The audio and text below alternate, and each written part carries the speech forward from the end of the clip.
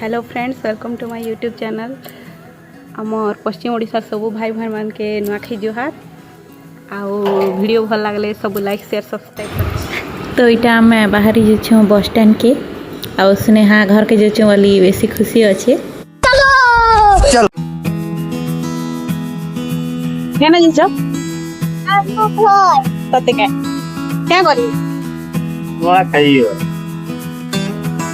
तो हम बाहर बेलु एका आज बेसी वर्षा होछि। आम यहाँ पहुँची गलु बस स्टैंड के।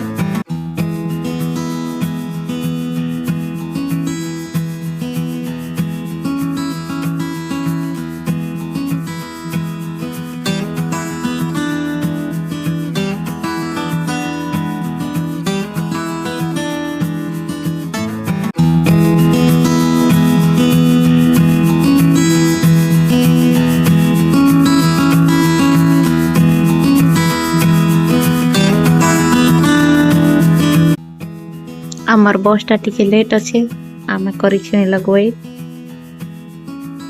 तो आम बस आसीगला।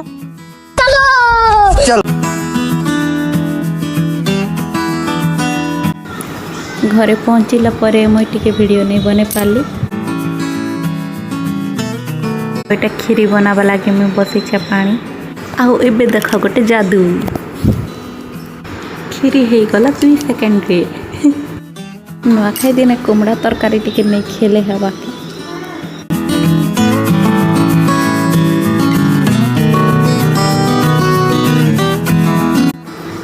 आउ एटा बाहर करा होचे टिके जीरा राइस।